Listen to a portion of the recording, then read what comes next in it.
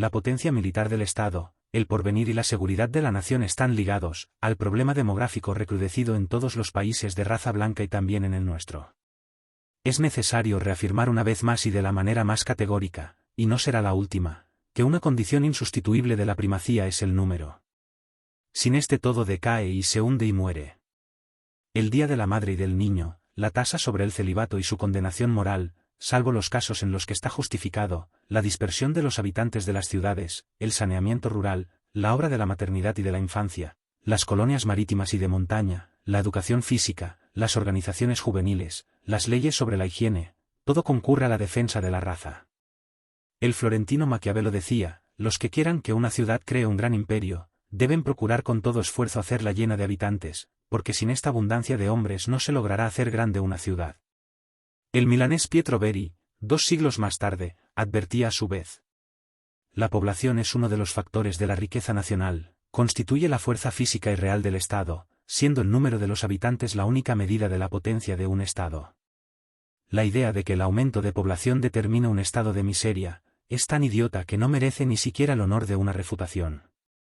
Se necesitaría demostrar que la riqueza no nace del multiplicarse de la vida, sino del multiplicarse de la muerte. Economistas de fama señalan la desnatalización como una de las causas de la crisis. De hecho, quien dice desnatalización dice subconsumo o nada de consumo. Los países de más fuerte desnatalización son aquellos en los que la crisis se ha vuelto crónica. También aquí la cobardía moral, porque de esto se trata, están las clases llamadas superiores, que tampoco tienen preocupaciones de orden material, no en el pueblo. Yo me resisto a creer que el pueblo italiano del tiempo fascista, puesto a escoger entre el vivir y el morir, elija esta última vía y que, entre la juventud que renueva sus oleadas primaverales y la vejez que declina hacia los oscuros inviernos, elija esta última y ofrezca dentro de algunos decenios, el espectáculo infinitamente angustioso, aun en el terreno de la simple previsión, de una Italia envejecida, de una Italia sin italianos, en otras palabras, el fin de la nación. Síntesis del régimen, 18 de marzo de 1934. Tienen derecho al imperio los pueblos fecundos, los que tienen el orgullo y la voluntad de propagar su raza sobre la faz de la tierra, los pueblos viriles, en el sentido más estrictamente literal de la palabra. Discurso de Potenza, 27 de agosto de 1936. En los coloquios de Ludwig, página 164, se lee la siguiente afirmación de Mussolini y Moulces. Económicamente es un error, moralmente un delito. La disminución de la población lleva consigo la miseria. 22. Particular importancia tuvieron los discursos, las interviews y los artículos del Duce sobre la conquista del imperio. La historia de la gran empresa podrá ser recordada a través de las siguientes afirmaciones. El año crucial comienza bajo los signos propicios de los acuerdos italo-franceses.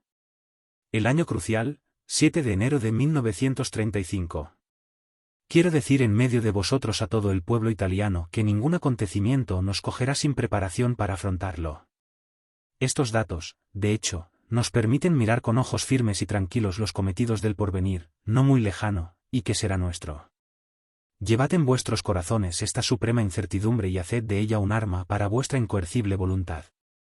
Estaremos prontos para cualquier tarea que nos sea impuesta por el destino, y si es necesario derribaremos con ímpetu irrefrenable todos los obstáculos que surgiesen en nuestro camino.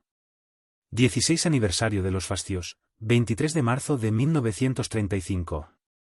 Es precisamente para estar tranquilamente presentes en Europa por lo que nosotros queremos tener las espaldas completamente seguras en África. Quiero añadir ahora mismo, y de la manera más explícita y solemne, que enviaremos todos los soldados que creamos necesarios, y que nadie puede arrogarse el derecho intolerable de mezclarse en todo lo que concierne al carácter y el volumen de nuestras medidas de precaución. Nadie puede ser juez en esta delicadísima materia fuera de Italia, la cual tiene en su historia una dramática, sangrienta y no olvidada experiencia a este respecto. Deseo ser mañana reprochado por exceso, pero nunca por defecto, siempre que estén en juego la seguridad de nuestras colonias y la vida aunque sea de uno solo de nuestros soldados metropolitanos o indígenas. Declaraciones al Senado sobre Etiopía, 14 de mayo de 1935. El realismo político, esto es, la consideración precisa de las fuerzas internacionales, de sus relaciones de intereses y de sus inevitables cambios, ha de estar a la base de nuestra acción, como ocurre, por lo demás, en todos los otros estados dignos de este nombre. Así nadie debe esperar hacer de Abisinia una nueva pistola que estaría apuntada perennemente contra nosotros, y que en caso de perturbaciones europeas, haría insostenible nuestra posición en África Oriental, que todos y cada uno tengan bien presente que cuando se trata de la seguridad de nuestros territorios y de la vida de nuestros soldados, nosotros estamos prontos para asumir todas, *, las supremas responsabilidades. La cuestión italo-etiópica y la política exterior en la Cámara, 15 de mayo de 1935. Tenemos viejas y nuevas cuentas que ajustar, las ajustaremos. No tendremos para nada en cuenta lo que pueda decirse más allá de la frontera, porque solamente nosotros, exclusivamente nosotros y nadie más, somos jueces en nuestros intereses, responsables de nuestro porvenir. El discurso de Cagliari, 8 de junio de 1935. A lo que pretendieran detenernos con papeles o con palabras, nosotros responderemos con el lema heroico de las primeras escuadras de acción y marcharemos contra quien quiera que sea, de cualquier color, que intentase atravesársenos en nuestro camino. El discurso de Eboli, 6 de julio de 1935. Reducido a términos militares, el problema ítalo-abisinio es de una extrema simplicidad, de una lógica absoluta. Reducido a términos militares, el problema no admite, con Ginebra, sin Ginebra o contra Ginebra, sino una solución. El dato irrefutable, 31 de junio de 1935. Desde el Tratado de Ucciali, siempre fue reconocido a Italia un derecho de prioridad colonial en Abisinia. Italia piensa defender su tesis, sus necesidades, su seguridad, sus intereses vitales, hasta el último extremo. La Gran Bretaña no tiene nada que temer de la política italiana en Etiopía. La política de Italia no amenaza, ni directa, ni indirectamente, los intereses imperiales ingleses. Italia tiene una cuestión con Etiopía, no tiene, ni quiere tener, cuestiones con la Gran Bretaña. Al Consejo de Ministros de Bolzano, 28 de agosto de 1935. El mundo ha de saber una vez más que mientras se hable de manera absurda y provocadora de sanciones, nosotros no renunciaremos a un solo soldado, a un solo marinero, a un solo aviador, sino que llevaremos hasta la máxima potencia posible todas las fuerzas armadas de la nación. El discurso a los 100.000 soldados, 31 de agosto de 1935. He aquí las tres palabras que vosotros esperáis al final de esta ardiente jornada, nosotros seguiremos adelante. Las tres palabras 8 de septiembre de 1935. Hemos tenido paciencia 13 años durante los cuales se ha estrechado aún más el cerco de los egoísmos que ahogan nuestra vitalidad. Con Etiopía hemos tenido paciencia 40 años. Ahora, basta. En la Liga de las Naciones, en vez de reconocer nuestros derechos, se habla de sanciones. A las sanciones económicas opondremos nuestra disciplina, nuestra sobriedad, nuestro espíritu de sacrificio. A las sanciones militares responderemos con medidas militares. A actos de guerra, responderemos con actos de guerra. Nadie piense doblegarnos sin haber primero combatido duramente. Un pueblo celoso de su honor no puede usar un lenguaje ni tener una actitud diferente. Pero se ha dicho una vez más de la manera más categórica, y yo, en este momento adquiero un compromiso sagrado delante de vosotros, que nosotros haremos todo lo posible para que este conflicto de carácter colonial no asuma el carácter y el alcance de un conflicto europeo. Nunca como en esta época histórica el pueblo italiano ha revelado las cualidades de su espíritu y la potencia de su carácter. Y es contra este pueblo al cual la humanidad debe algunas de sus más grandes conquistas, y es contra este pueblo de poetas, de artistas, de héroes, de santos, de navegantes, de exploradores, es contra este pueblo contra el que se osa hablar de sanciones. Italia proletaria y fascistas, Italia de Vittorio Veneto y de la Revolución, en pie. Haz que el grito de tu decisión llene el cielo y sea aliento para los soldados que esperan en África, aguijón para los amigos y advertencia a los enemigos en todas las partes del mundo, grito de justicia, grito de victoria, el discurso de la movilización, 2 de octubre de 1935. Los que se aprestan a consumar en nuestro daño la más odiosa de las injusticias, advertirán que el pueblo italiano es capaz de heroísmos semejantes a los de sus soldados que han reivindicado la gloria de Adua y llevado la civilización a un pedazo de tierra africana.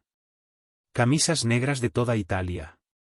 Esta es la época en que es necesario sentir el orgullo de vivir y de combatir. Esta es la época en que un pueblo mide con la medida de las fuerzas hostiles su capacidad de resistencia y de victoria.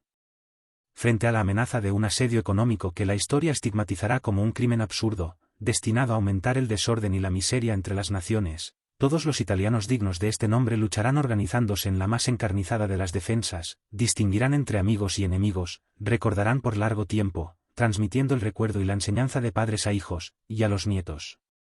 ¿Legionarios de la Revolución? Vosotros tendréis que estar en primera línea en el campo del deber y del sacrificio, este es el solo privilegio del cual podéis estar orgullosos en todo momento. Estoy seguro de que a cualquier llamada vosotros responderéis inmediatamente, levantando al cielo el grito de las viejas escuadras, al cual se unirán 44 millones de italianos. A noi. Mensaje para el 13º aniversario de la marcha sobre Roma, 28 de octubre de 1935. El partido y el régimen cuentan con vosotros. Ahora, aquellos a quienes hemos ayudado, conspiran contra Italia. Lo que nos subleva en las sanciones es su carácter moral, es este haber puesto en el mismo plano a Etiopía e Italia, es este haber considerado al pueblo italiano, el pueblo que tanto ha contribuido a la civilización del mundo, como un objeto de laboratorio, sobre el cual los expertos ginebrinos puedan realizar impunemente sus crueles experiencias. También, cuando todo haya terminado, el surco que estas medidas han trazado en nuestro ánimo, seguirá siendo profundo. A las mujeres de Italia, 2 de diciembre de 1935. No hay asedio que pueda doblegarnos, ni coalición, por numerosa que sea, que pueda ilusionarse con desviarnos de nuestra meta. Declaraciones contra la política sancionista de la Cámara, 7 de diciembre de 1935. La guerra que nosotros hemos iniciado en África es una guerra de civilización y de liberación. Es la guerra del pueblo. El pueblo italiano la siente como cosa propia. Es la guerra de los pobres, de los desheredados, de los proletarios. Contra nosotros se ha formado el frente de la conservación, del egoísmo y de la hipocresía. Nosotros hemos entablado también contra este frente nuestra dura batalla. Y la llevaremos hasta el fin. Es una prueba en la cual estamos empeñados todos, desde el primero hasta el último, pero es una prueba que certifica la virilidad del pueblo italiano. Es una prueba, camaradas, de la cual con toda seguridad saldremos victoriosos. Inauguración de Pontinia, 18 de diciembre de 1935. Por encima de las diabólicas intrigas, la juventud de Europa puede echar el puente de la comprensión y de la salvación. Los jóvenes dirán la palabra definitiva de condenación con la ignominia de las sanciones que amenazan desencadenar en Europa la más estúpida, fratricida y catastrófica de las conflagraciones. Llamada a los estudiantes de toda Europa, 19 de febrero de 1936. Nuestras tropas de Eritrea, a las órdenes del mariscal Badoglio, han conseguido una serie de victorias grandiosas, desde las de Ambe Aradan, a las del Tembien, que han derrumbado el frente abisinio del norte. La ocupación de Ambe Alaji ha hecho vibrar el corazón de los italianos, que recuerdan el sacrificio de Toselli y de sus soldados, sacrificio hoy plenamente vengado. La política exterior en el Consejo de Ministros, 3 de marzo de 1936. En el quinto mes del asedio, que quedará en la historia de Europa como un baldón de infamia, así como las ayudas materiales y morales suministradas a Abisinia, quedarán como una página de deshonor. Italia no solo no se ha doblegado, sino que está en situación de repetir que el asedio no la doblegará jamás. Solo una ignorancia obtusa podía pensar lo contrario. La victoria besa nuestras banderas, y lo que nuestros soldados conquistaron es por siempre más un territorio consagrado a la patria. El plan de la nueva economía italiana, 23 de marzo de 1936. No importa que hoy el cielo no esté completamente sereno, yo os digo que la bonanza no puede tardar y no tardará. La bonanza no puede tardar, 23 de marzo de 1936. Las soberbias victorias de nuestros soldados, y de un modo particular la victoria del lago Astiani, conseguida contra las tropas del Negus, instruidas, equipadas y armadas por europeos, acercan a Italia a la realización de su primer objetivo, para lo cual debió recurrir a las armas después de la movilización realizada por las fuerzas etiópicas, esto es, la seguridad de nuestras colonias. El pueblo, en todas sus categorías, continúa ofreciendo al mundo un espectáculo de tenacidad y disciplina romanas. La lucha contra las sanciones procede por doquier con la máxima decisión y con el éxito debido a la inventiva y al espíritu de iniciativa de los productores, a la acción desarrollada por todas las organizaciones centrales periféricas del régimen, y a la colaboración inteligente y cotidiana de las mujeres italianas. Al Consejo de Ministros después de la victoria del lago Astiani, 8 de abril de 1935. Después de la difícil navegación llegamos a la vista del puerto. Llegaremos al con velas desplegadas y llevaremos, como siempre, la fuerza, la justicia, la civilización de Roma. Fundación de Roma, 21 de abril de 1936. El mariscal Badoglio me telegrafía. Hoy, 5 de mayo, a las 16 horas, a la cabeza de las tropas victoriosas entrado en Addis Abeba. Durante los 30 siglos de su historia, Italia ha vivido muchas horas memorables, pero esta de hoy es ciertamente una de las más solemnes. Anunció al pueblo italiano y al mundo que la guerra está acabada. Anunció al pueblo italiano y al mundo que la paz está restablecida. Estamos prontos a defender nuestra brillante victoria con la misma intrépida e inexorable decisión con que la hemos conquistado. Etiopía es italiana, 5 de mayo de 1936. El pueblo italiano ha creado con su sangre el imperio. Lo fecundará con su trabajo y lo defenderá contra cualquiera con sus armas. La proclamación del imperio, 9 de mayo de 1936. Nadie en el mundo puede dudar que el pueblo italiano no desee una paz de la que tiene necesidad para completar la obra emprendida. Quiere la paz y quiere trabajar para la paz. Pero si se intentase arrebatarnos los frutos de una victoria pagada con tantos sacrificios, se nos encontraría en pie, prontos a toda resistencia. Interview a Le Matin, 15 de mayo de 1936. Invitó a los italianos a interpretar absolutamente a la letra esta categórica declaración, no a pesar de la guerra de África, sino a consecuencia de la guerra de África, todas las fuerzas armadas de Italia son hoy más eficientes que antes.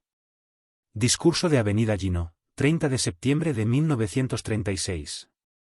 Hemos conquistado un imperio en 7 meses, con 5 batallas.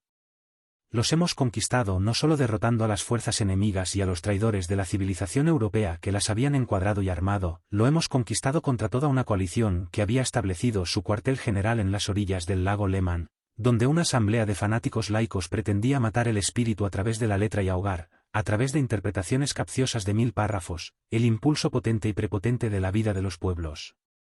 Pacificados los territorios que son 6 veces más extensos que el territorio de la madre patria, allí, después de la gloria, habrá trabajo y puesto para todos. El olivo y las bayonetas, 24 de octubre de 1936. Es necesario, en fin, que a Italia se la deje tranquila porque ella se ha creado su imperio, con su sangre, con sus medios, sin tocar un solo metro cuadrado de los imperios de otros. En el gran informe de los jerarcas, 23 de octubre de 1937. 23 En lo que se refiere al bolchevismo, el Duce se expresó elocuentemente en su discurso de Berlín.